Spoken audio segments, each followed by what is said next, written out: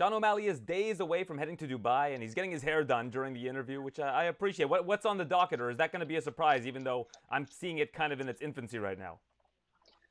Yeah, it'll be a surprise to both of us. To be honest, I'm not exactly sure what we got going on.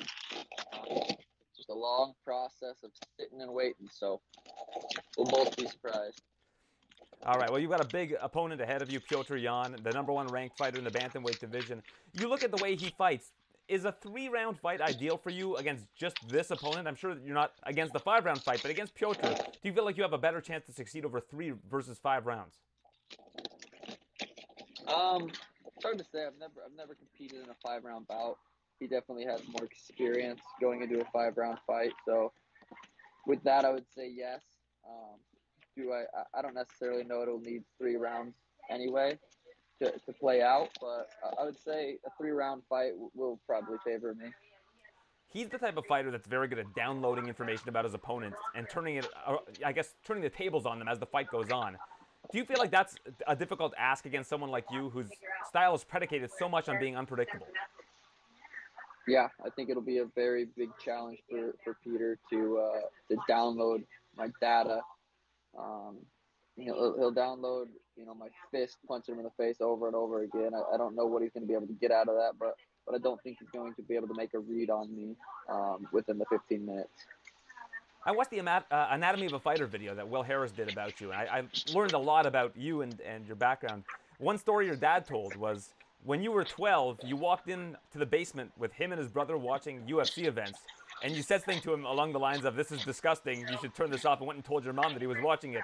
So, is fighting something that you do just because you're really good at it? You found something that you're very passionate about and good at, and that's why you became a fighter?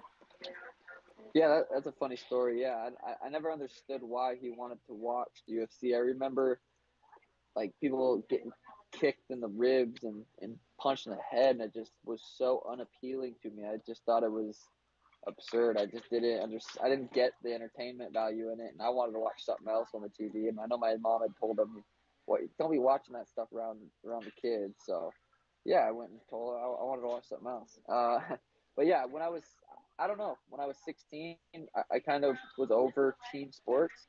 I didn't have good enough grades to play team sports. I was, not getting my shot at being a superstar on the football field or on the basketball court, and it drove me crazy. So I looked for individual sport. I found boxing and kickboxing and just really really enjoyed it. Was naturally really good at it without ever training. I just went in there and was naturally good because I had been competing my entire life. So yeah, and then I just became very addicted to it, motivated by all the things young kids are motivated by money, girls, all that stuff. That was kind of like the initial driving force to wanting to become a fighter and become a good fighter. And when did you start to actually enjoy watching combat sports? Did you enjoy participating in it more than watching it for a time, and then eventually you just started watching it because you got an appreciation for what they were doing? Yeah, I still like 16 when I started kickboxing, 16, 17 years old. Didn't really watch fighting ever. 18, didn't really watch it. I started watching the UFC when I'm more like actually like watching the cards when I was 19 and moved to Phoenix to train to try to get into the UFC. So, when I first moved down here when I was 19 years old, I couldn't name. Tim was making fun of me. Tim, my coach, my friend, he was like, his girlfriend knew the UFC champions, and I knew John Jones. Like I literally didn't know anything about anybody. I just enjoyed, you know, fighting. Do you think that sets you up for success more than somebody who really is obsessed with the sport growing up and gets into the sport because they like the sport? Because you can watch it from a different lens. You're seeing some of the things that the fighters are doing without knowing much about them, and you can just kind of pick little things about what they're doing and say, I like that. I want to learn that, as opposed to, I want to be like John Jones or I want to be like Conor McGregor. Do you think that actually is helpful for you and has been helpful for you? Yes and no. I think the kids coming up nowadays that are obsessed with UFC, that are obsessed with training, are going to be very, very dangerous. They're going to be elite at a younger age, and it's a young man's sport. So I think that's going to be, very beneficial for them. For me, it's funny. I remember watching. I think Connor versus Max was like when I was starting to first watch UFC. something about Conor was so captivating. I was like, I wanted to watch his fight. I wanted to watch his career play out.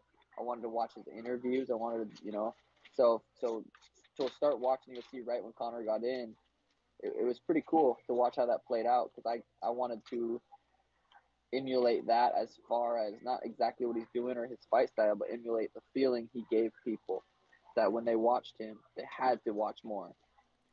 Yeah, it's really interesting that I think any star fighter that has marketability, I guess is probably the best word for it. A guy like yourself, a guy like Conor McGregor, Jorge Masvidal, it's all rooted in authenticity. When people try to be something they're not, people can sniff that out. And I think that's why people have really gravitated towards you. Do you agree with that? Yeah, 100%. I do think that's why people are gravitating towards me. I think that's why people like Paddy the Baddy so much too. I think he's just being himself, and he's just a character, and he's not really forcing anything. He's just being his goofy self, and people like that stuff. What is it that you like the most about fighting? What do I like most about fighting? That's a good question. I would say the lifestyle I live. I have to live a very disciplined lifestyle because I don't want to go out there and get beat up by Peter Yan. I don't want to go out there and lose a fight in front of the world. So I have to live this, very disciplined lifestyle. And it's not necessarily portrayed at on Instagram. Obviously, just look at my Instagram post. It doesn't look like I'm, sleeping good, eating perfect, training hard. You know, but that, at the end of the day, that's what I'm doing. I'm calm. I'm sleeping. I'm eating good, and I'm treating my body very well. I want to be in this sport for a long time. Longevity is very important to me. Um, so I'd say the lifestyle is what I enjoy most about fighting. So when you're in there, is there anything personal about it? Anything emotional in terms of your emotions towards your opponent, or are you kind of detached from it emotionally? Yeah, never. I don't look at it as a physical, violent sport. I look at it as just a competition, and I think that's kind of why I do so good. I'm completely detached from. I don't want to hurt Peter. I don't want to break his jaw. I don't want him after our fight. I don't want him to suffer any long-term consequences. I do want to put his lights out in front of the world because I mean that's what we're doing, and that does have long-term consequences. But that's not my intention. I don't want to.